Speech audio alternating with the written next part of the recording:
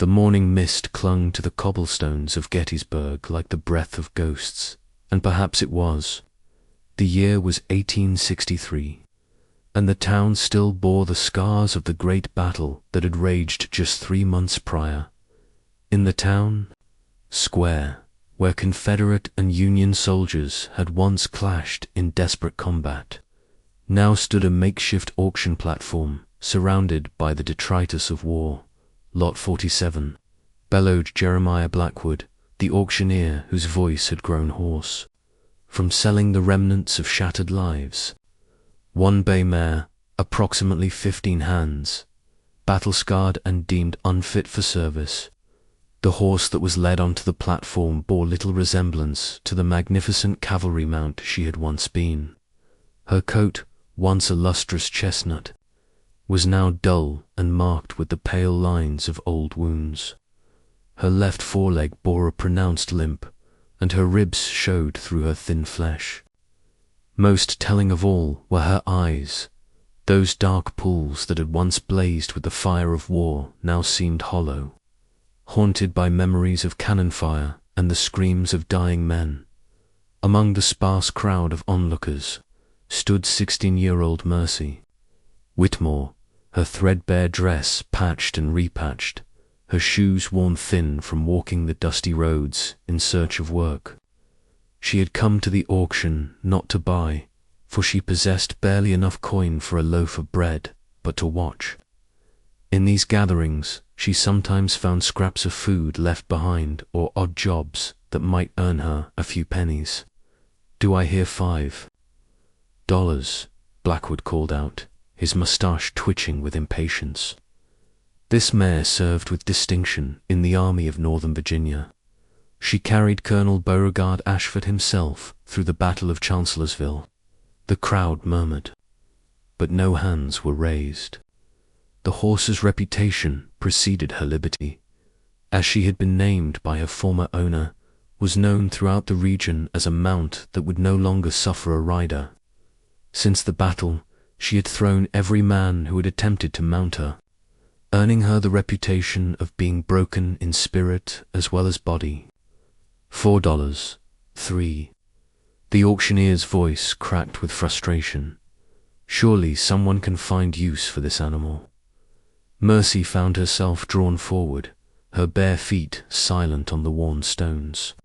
She had always possessed an unusual way with animals. Gift her late mother had called it, though her father had dismissed it as foolishness before his death at Antietam. As she approached the platform, Liberty's ears pricked forward for the first time that day. $2.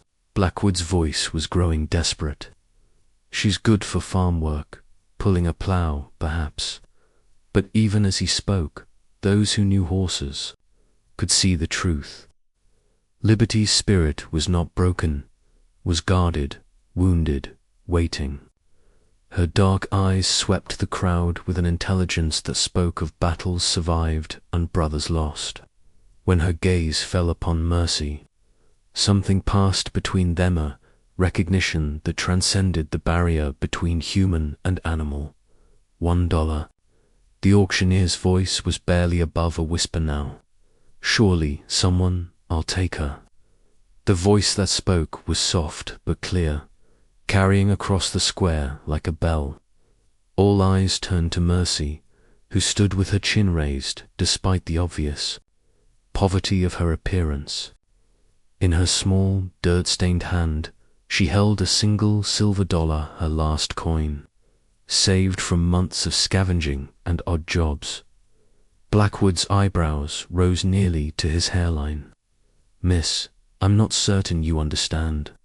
This horse is I understand."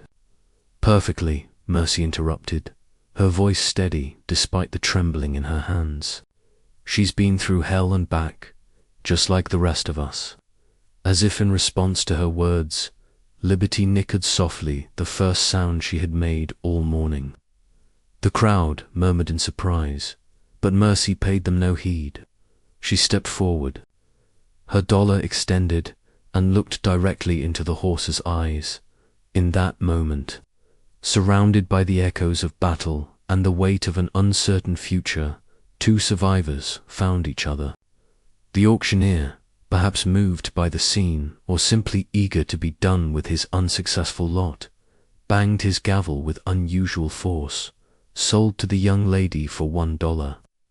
The weeks that followed the auction were among the hardest of Mercy's young life. She had purchased liberty with her last dollar, and now both girl and horse faced the harsh reality of winter approaching without adequate shelter or feed. Mercy had taken refuge in an abandoned barn on the outskirts of Gettysburg. Its roof partially collapsed from artillery fire during the Great Battle. Liberty, despite her injuries, proved to be exactly what Mercy had sensed, a creature of remarkable intelligence and spirit. The horse would not accept a saddle or bridle, but she followed Mercy willingly, seeming to understand that they were now partners in survival rather than master and servant, as documented in the Harper's weekly article of November 18th. 63. The aftermath of Gettysburg left countless civilians displaced and struggling to rebuild their lives. The first test of their partnership came when Mercy attempted to find work in the town. She had hoped to use Liberty to help with deliveries or farm work, but the horse's reputation preceded them.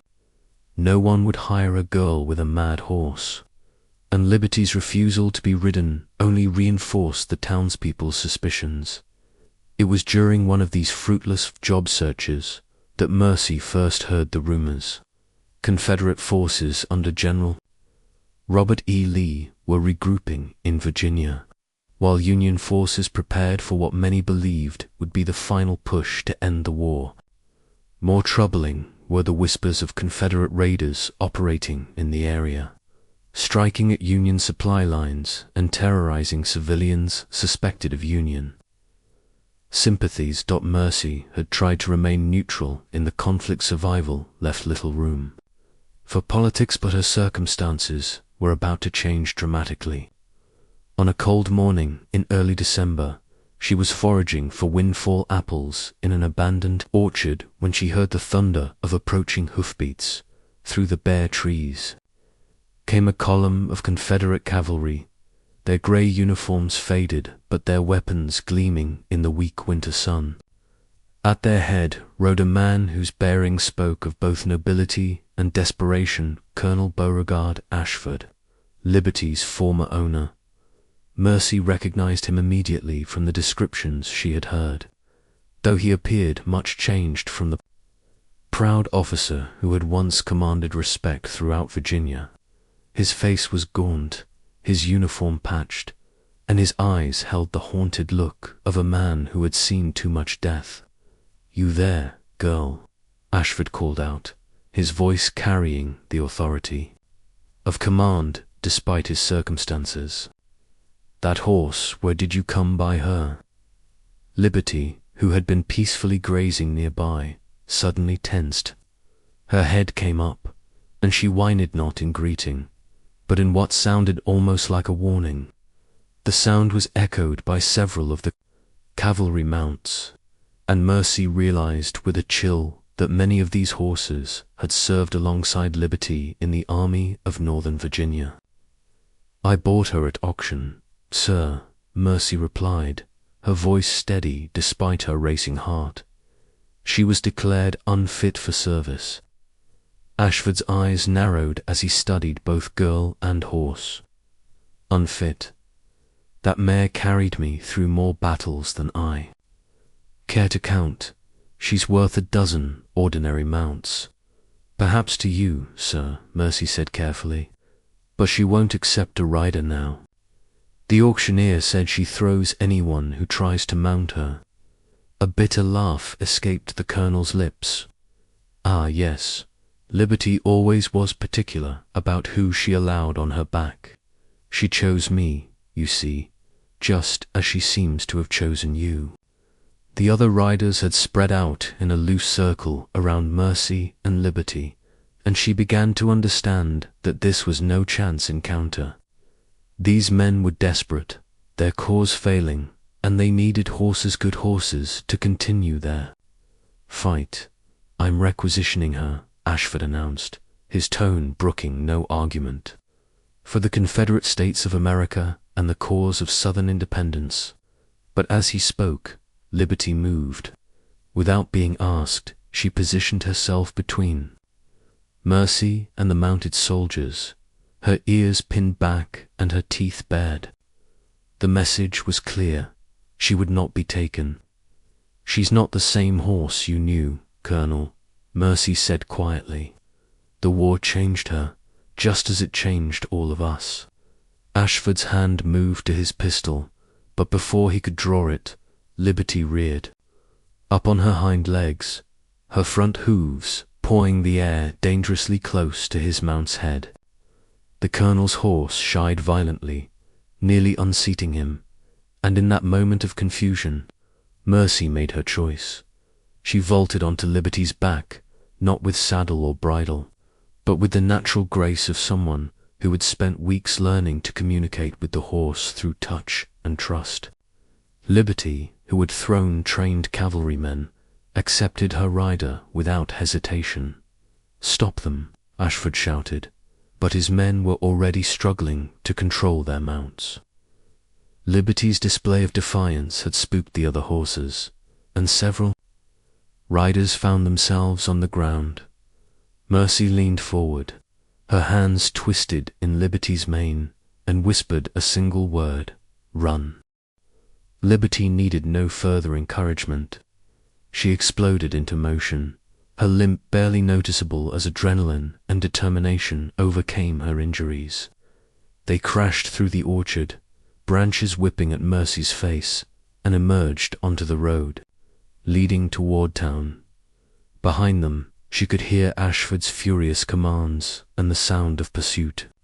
But Liberty ran as she had not run since the battle, with the desperate speed of a creature fighting for its life and the life of its chosen companion.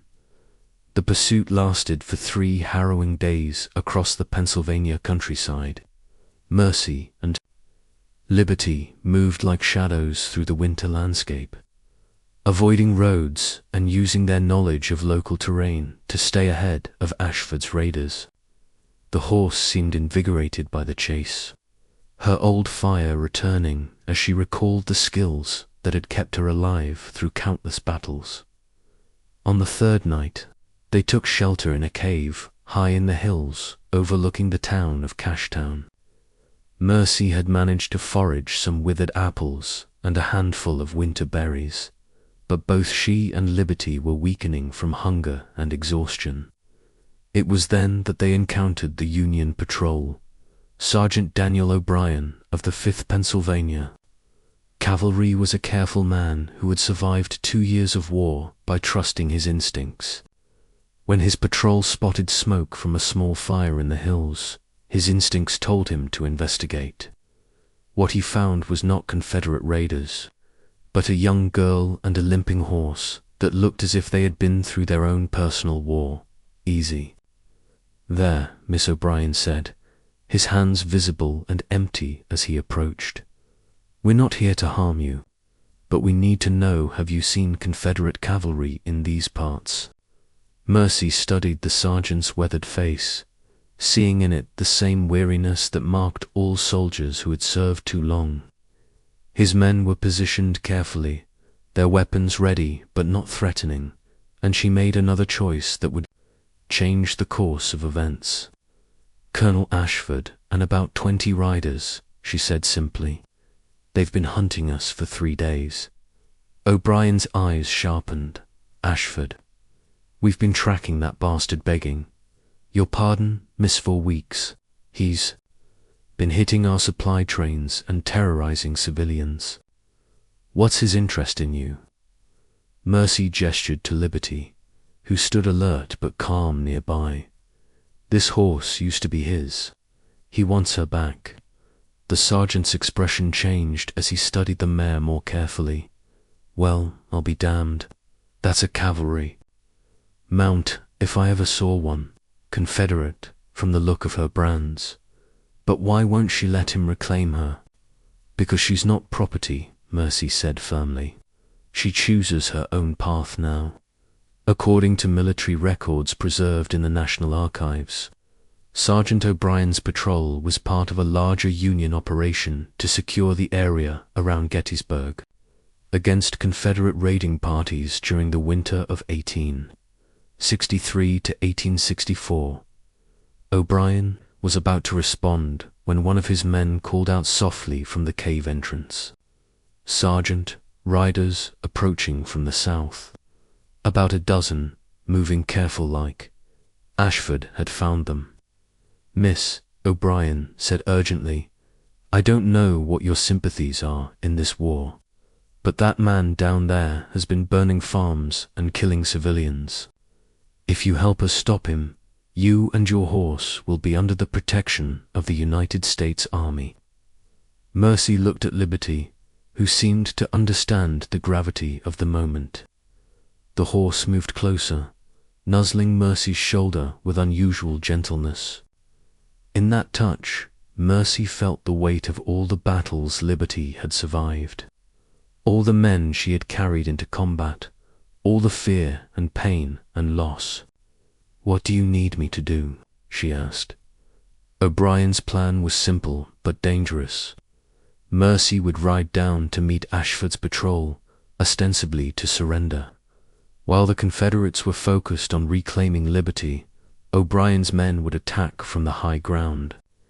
It was a desperate gambit, but it offered their best chance to capture or scatter the raiders. As dawn broke over the Pennsylvania hills, Mercy rode Liberty down the winding path toward the valley floor.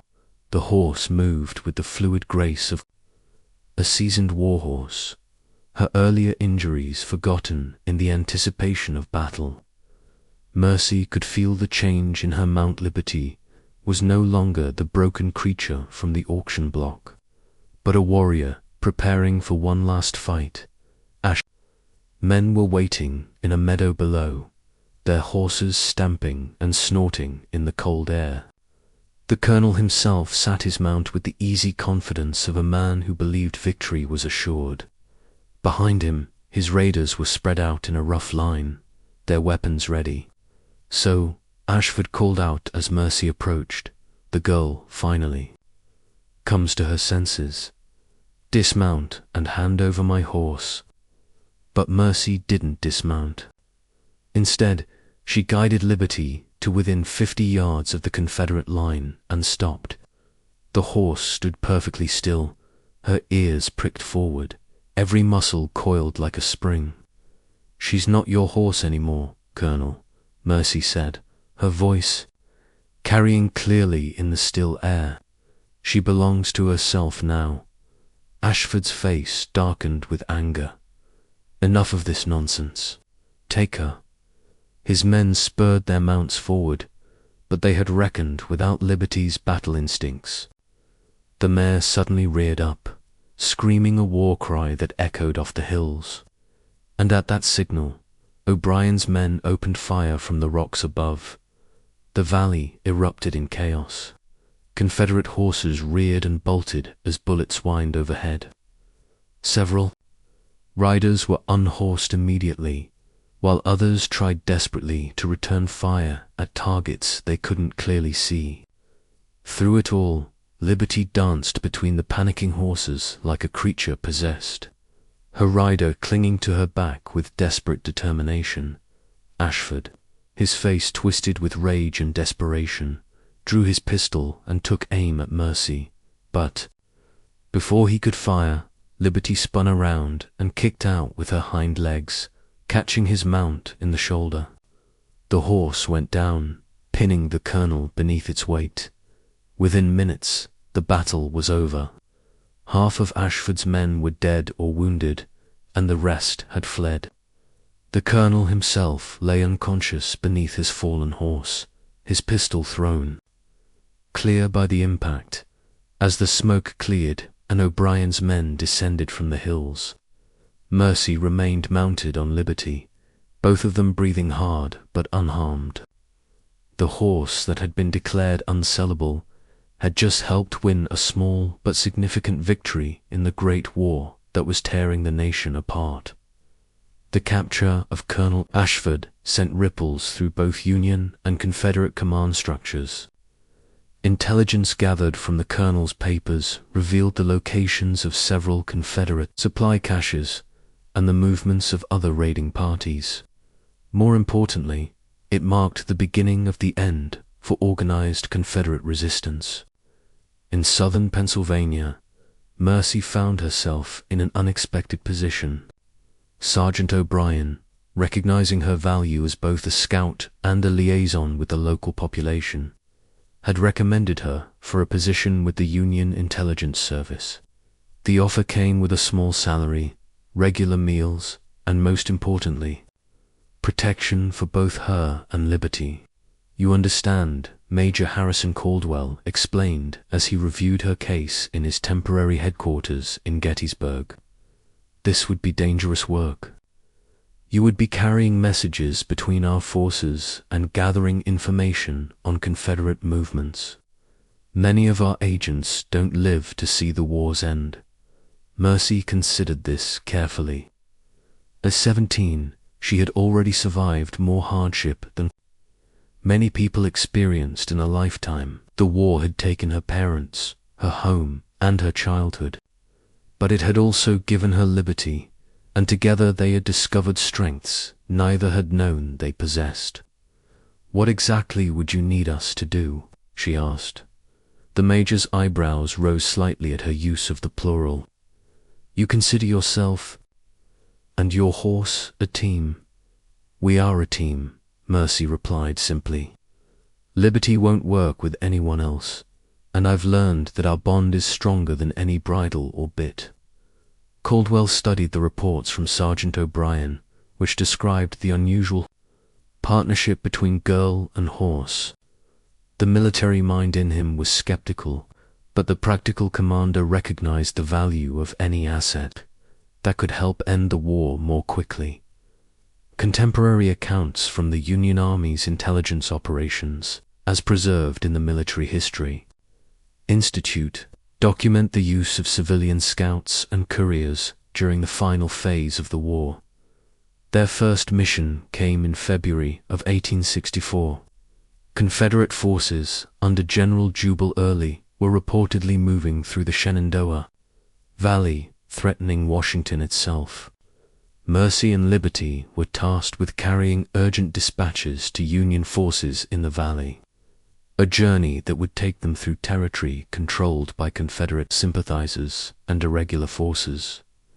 The winter of 1864 was harsh, with snow lying deep in the mountain passes and temperatures dropping far below freezing. But Liberty seemed to thrive in the cold, her thick winter coat providing protection against the elements. More importantly, her sure footing and endurance made her invaluable in the treacherous mountain terrain. They traveled mostly at night, using game trails and hidden paths that Mercy had learned during her years of scavenging. Liberty's dark coat made her nearly invisible in the shadows, and her cavalry training meant she could move silently even over rocky ground. Together, they slipped past Confederate pickets and civilian militias, their messages reaching Union commanders with crucial information about enemy positions and movements. It was during one of these missions that they encountered the most dangerous threat they had yet faced. A Confederate patrol led by Captain William Mosby, cousin to the famous Gray Ghost himself, had been specifically tasked with intercepting Union messengers. Mosby's men were skilled bushwhackers, experts at ambush and guerrilla warfare. The attack came at dawn, as Mercy was watering Liberty at a small stream in the Virginia foothills.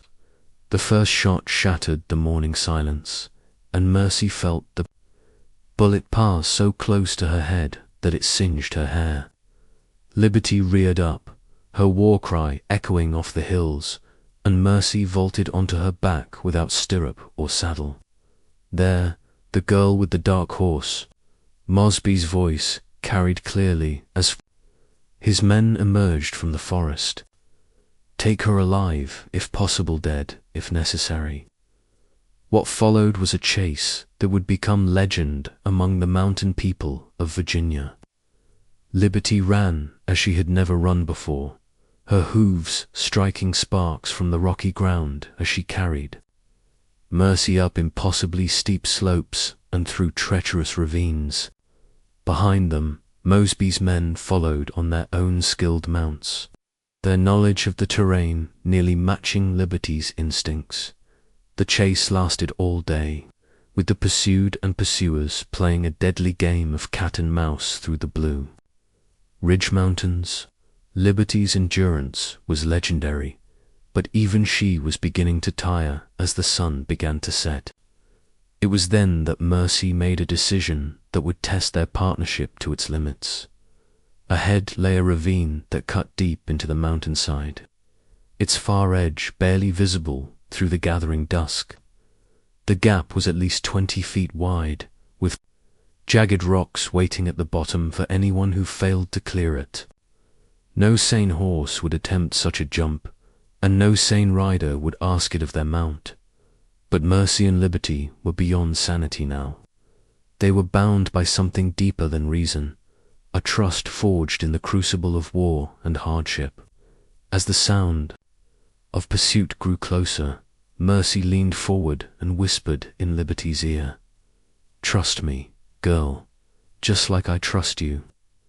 Liberty's response was to gather herself, her powerful hindquarters coiling like springs as she approached the edge of the ravine. For a moment that seemed to last forever, horse and rider hung suspended in the air, the setting sun painting them in shades of gold and crimson. Then they landed hard on the far side, Liberty stumbling but keeping her feet. Behind them, Mosby's men reined in their horses at the edge of the ravine, staring in disbelief at the impossible leap. As the last light faded from the sky, Mercy and Liberty disappeared into the darkness, their mission still intact and their legend secure. The dispatches they carried that night would help coordinate the Union forces that eventually drove her army back into the Shenandoah Valley, marking another step toward the war's end.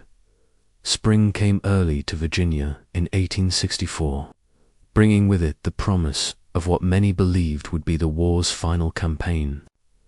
Ulysses S. Grant had been promoted to General-in-Chief of all Union armies, and his strategy was simple: apply pressure everywhere, deny the Confederacy any respite, and grind down their capacity to resist. Mercy and Liberty had become valuable assets in this new phase of the war. Their success in carrying messages and gathering intelligence had earned them a reputation throughout the Union intelligence network. More importantly, they had developed an almost supernatural ability to sense danger and avoid Confederate patrols. Their base of operations was now a fortified camp near Brandy Station, Virginia, where the Army of the Potomac was preparing for what would become known as the Overland Campaign. General Grant himself had reviewed their service record and personally approved their continued deployment as special couriers. "I don't pretend to understand it," Grant told Major Caldwell during one of their briefings, "but that girl and her horse have succeeded where experienced cavalry officers have failed.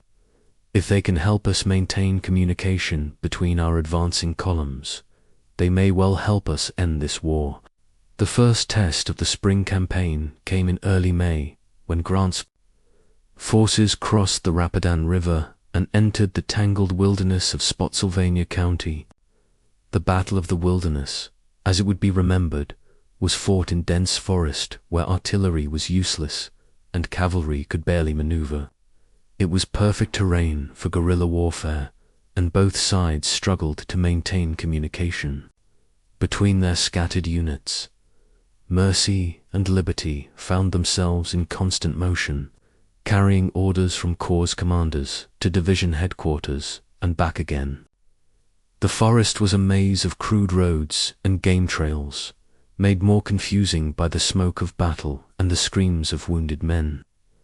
But Liberty seemed to possess an innate sense of direction, and her ability to move silently through the underbrush made her invaluable.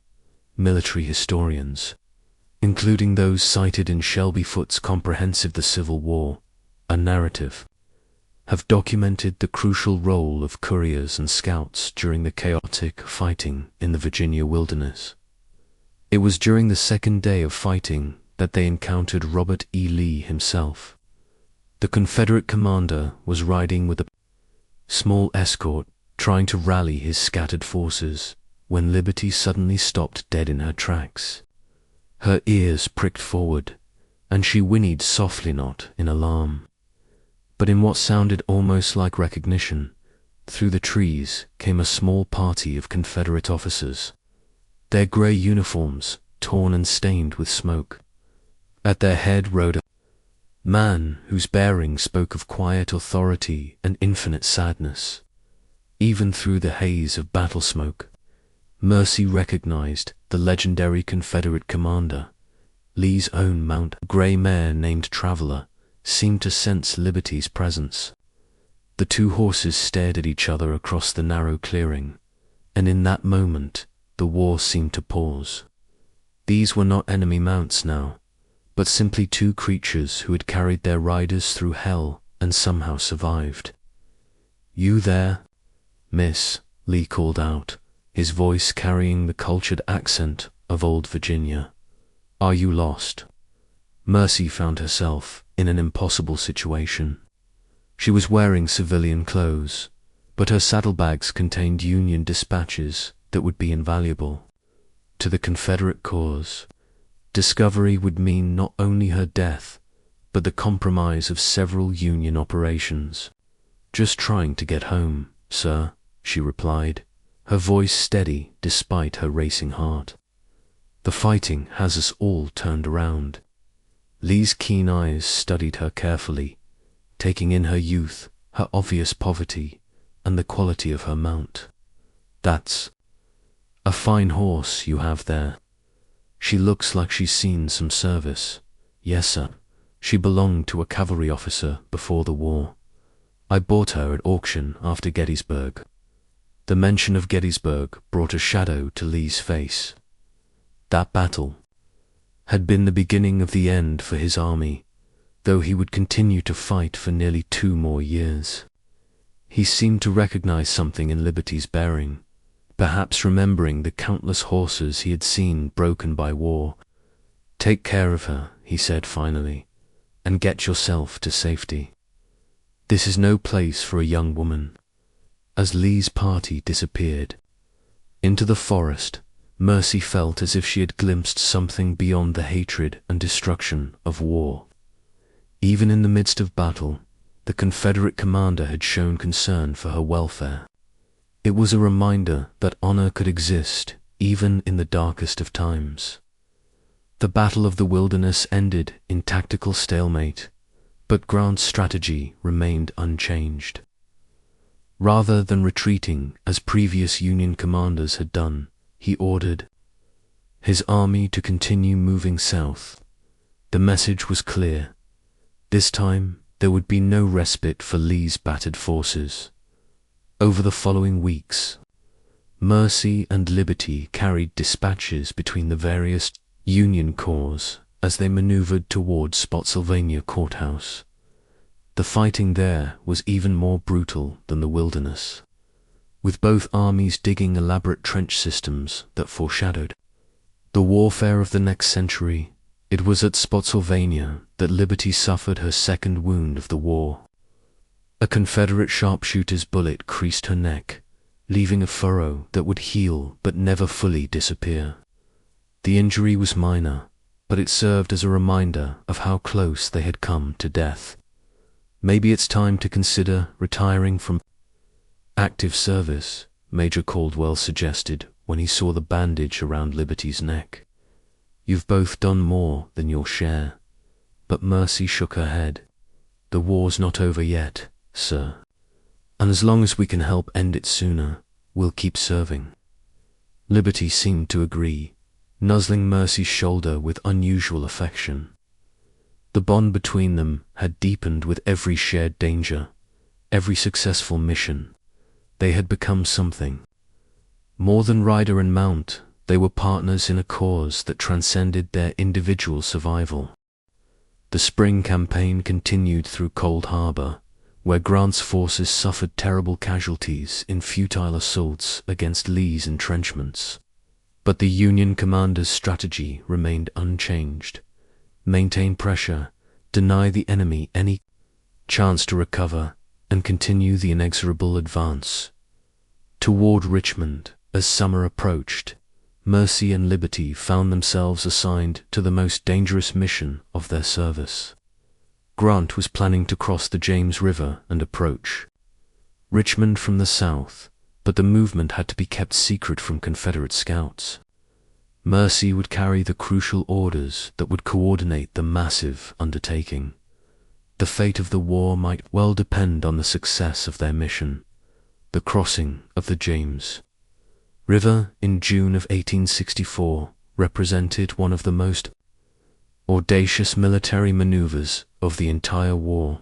Grant's army, numbering over 100,000 men, would disappear from Lee's front and reappear south of Richmond, threatening the Confederate capital from an unexpected direction. The success of the operation depended on absolute secrecy and precise coordination. Mercy and Liberty carried the orders that would make it possible. Their mission was to reach General Benjamin Butler's forces at Bermuda Hundred, then continue to Petersburg with instructions for the Union forces there. The entire operation had to be coordinated to the hour, or Lee's army would have time to react and block the movement. The journey took them through some of the most dangerous territory in Virginia. Confederate cavalry under General Wade Hampton was actively patrolling the area, and civilian militias were on high alert for Union spies. Worse still, the countryside was filled with deserters from both armies, desperate men who would kill for a horse like Liberty or the gold that Union couriers sometimes carried. They traveled by night, using rivers and creeks to mask their path, and hiding during the day in abandoned barns or deep forest. Liberty's black coat made her nearly invisible in the darkness, and her sure footing allowed them to move across terrain that would have been impassable for most horses. On the second night of their journey, they encountered a Confederate patrol. Near the Chickahominy River, the patrol was led by a young lieutenant who couldn't have been much older than Mercy herself. His uniform new and his face unmarked by the wariness that characterized veteran soldiers. "Halt!" the lieutenant called out as Liberty's hoofbeats echoed across the water. "State your business." Mercy had prepared for this moment. She carried forged papers identifying her as a refugee seeking passage to Richmond, and her story was simple enough to be believable. But as the patrol surrounded her, she realized that her papers might not be enough. "Sarah Whitmore," she said, using her real middle name to make the lie more convincing. "I'm trying to reach my aunt in Richmond. The Yankees burned our farm near Fredericksburg." The lieutenant studied her papers by torchlight, his young face serious with responsibility. "These seem to be in order, miss, but I'm afraid I can't let you pass. There are Union raiders in the area, and it's not safe for a young lady to be traveling alone." According to Confederate military records preserved at the Museum of the Confederacy, civilian traffic through Virginia was heavily restricted during the summer of 1864 due to increased Union raiding activity. Mercy felt her heart sink. Delay could mean the failure of the entire operation, and with it, the prolongation of a war that had already cost hundreds of thousands of lives. But before she could respond, Liberty made the decision for her. The horse suddenly shied violently, as if spooked by something in the darkness. As the Confederate soldiers moved to calm her, Liberty broke free and bolted toward the river. Mercy, clinging to her back, had no choice but to go along with the deception. "Stop her!" the lieutenant shouted, but his men were on foot, and Liberty was already plunging into the dark water. The Chickahominy was swollen with spring rains, its current swift and treacherous, but Liberty swam with the power and grace of a horse trained for river crossings, her powerful strokes carrying them quickly to the far bank. Behind them, the Confederate patrol could only watch in frustration as their quarry disappeared into the Virginia night. They reached Butler's forces at dawn, their uniforms still damp from the river crossing. The general himself was awake, pacing his headquarters as he waited for the orders that would coordinate his part in Grant's grand strategy. "About time," Butler said gruffly as he read the dispatches. "Grant's already moving, and we need to be in position by tomorrow night. Can you reach Petersburg before sunset?" Mercy nodded, though she knew it would be another grueling ride. Liberty was tired from their night's journey, but the horse seemed to understand the urgency of their mission. After a brief rest and a meal of oats, they set out again. The final leg of their journey took them through the heart of Confederate Virginia, past plantations that had been abandoned by their owners and farms that had been stripped bare by foraging armies. The landscape bore the scars of 3 years of war-burned buildings, trampled fields, and the occasional graves of soldiers who had died far from home. They reached Petersburg as the sun was setting, their mission complete. The orders they had carried would coordinate the movement of 3 separate Union armies, creating the largest concentration of Federal forces ever assembled in Virginia. Within days, Lee's army would be forced to abandon its defensive positions and begin the retreat that would end at Appomattox Courthouse. But victory came at a cost. The siege of Petersburg lasted for 9 months, and Mercy and Liberty continued to serve as couriers throughout the long, brutal campaign. They carried messages between the various Union corps, often under fire from Confederate sharpshooters and artillery. It was during one of these missions that Liberty sustained her final wound. A Confederate artillery shell exploded nearby, sending a fragment of hot metal into her flank. The wound was serious, but not fatal, and Liberty continued to serve even as she healed. The end came on April 9th, 1865, at a small village called Appomattox Courthouse. Lee's army, reduced to fewer than 30,000 men, was surrounded by Grant's forces. Rather than see his soldiers slaughtered in a hopeless battle, the Confederate commander chose surrender.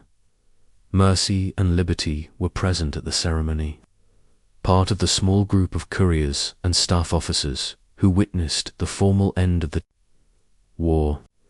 As Lee signed the surrender documents, Liberty stood quietly nearby, her head low with exhaustion but her eyes still alert. "It's over, girl," Mercy whispered, her hand resting on Liberty's neck. "We can go home now." But where was home for 2 souls who had been forged by war? The farm where Mercy had been born was gone, sold for taxes after her father's death. The army that had given them purpose was already beginning to disband. In the end, they found their answer in service to others. Mercy used her small savings to buy a farm in Pennsylvania, where she and Liberty helped other veterans adjust to civilian life. The horse that had been declared unsellable became the foundation of a small breeding program, passing on her courage and intelligence to a new generation of horses. Liberty lived for 15 more years, dying peacefully in her pasture on a spring morning in 1880. She was buried beneath an oak tree with a simple stone marker that read, "Liberty she chose."